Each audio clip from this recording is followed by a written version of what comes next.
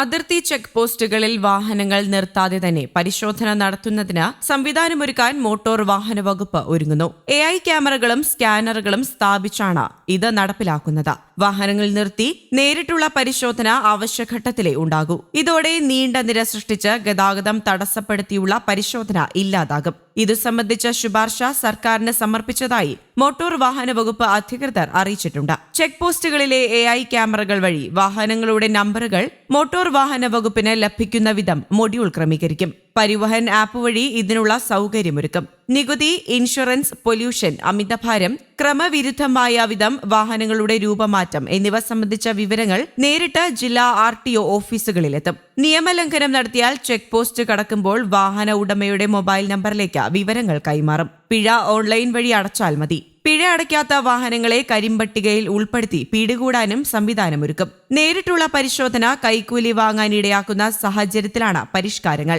വാളയാർ അതിർത്തി ഉൾപ്പെടെ പാലക്കാട് ജില്ലയിൽ മോട്ടോർ വാഹന വകുപ്പിന്റെ 5 ചെക്ക് പോസ്റ്റുകളിൽ നിന്ന് തുടർച്ചയായി വിജിലൻസ് പിടികൂടിയത് 3.26 ലക്ഷം രൂപയുടെ കൈക്കൂലി പണമാണ്. 26 ഉദ്യോഗസ്ഥർക്കെതിരെ നടപടിയുമുണ്ടായി. കൂടുതൽ ചരക്ക് വാഹനങ്ങൾ കടന്നുപോകുന്ന വാളയാർ ചെക്ക് പോസ്റ്റിൽ വെർച്വൽ പരിശോധനാ സംവിധാനവും പരിഗണനയിലാണ്. ട്രാൻസ്പോർട്ട് കമ്മീഷണർ CH നാഗരാജുവിന്റെ നേതൃത്വത്തിൽ മോട്ടോർ വാഹന വകുപ്പ് ഉദ്യോഗസ്ഥർ യോഗം ചേർന്ന് ഇക്കാര്യങ്ങൾ ചർച്ച ചെയ്യും. അതേസമയം കൊച്ചിയിലും 446 ആർട്ടിഫിഷ്യൽ ഇന്റലിജൻസ് ക്യാമറകൾ മിഴി തുറന്നു. കൊച്ചിൻ സ്മാർട്ട് മിഷൻ ലിമിറ്റഡാണ് കൊച്ചി പോലീസിനായി ക്യാമറകൾ സ്ഥാപിച്ചിരിക്കുന്നത്. Integrated traffic management system, integrated city surveillance system എന്നീ 2 പദ്ധതികൾക്കായാണ് ക്യാമറകൾ സ്ഥാപിച്ചതെന്ന് Kochi city police commissioner Putta Vimaladitya പറഞ്ഞു.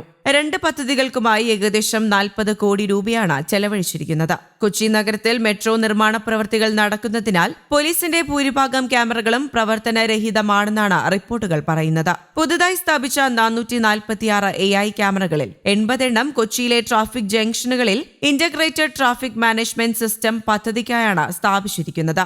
ജില്ലാ പോലീസ് ആസ്ഥാനത്തെ കമാൻഡ് സെന്ററുമായാണ് ക്യാമറകൾ ബന്ധിപ്പിച്ചിരിക്കുന്നത്. ക്യാമറ ഉപയോഗിച്ച് ട്രാഫിക് സിഗ്നലുകൾ നിയന്ത്രിക്കാനും പോലീസിന് സാധിക്കും. കൂടാതെ രാവും പകലും നടക്കുന്ന ഗതാഗത നിയമ ലംഘനങ്ങളും പോലീസിന് AI ക്യാമറ ഉപയോഗിച്ച് കണ്ടെത്താൻ സാധിക്കും. നഗരത്തിന്റെ നിരീക്ഷണത്തിനും കുറ്റകൃത്യങ്ങളിൽ പങ്കാളികളാകുന്നവരെ കണ്ടെത്താനുമായി ഇന്റഗ്രേറ്റഡ് സിറ്റി സർവൈലൻസ് സിസ്റ്റം പദ്ധതിക്ക് കീഴിൽ 33 പാൻ, ടിൽറ്റ്, സൂം ക്യാമറകളാണ് വിവിധ ഭാഗങ്ങളിലായി സ്ഥാപിച്ചിരിക്കുന്നത്.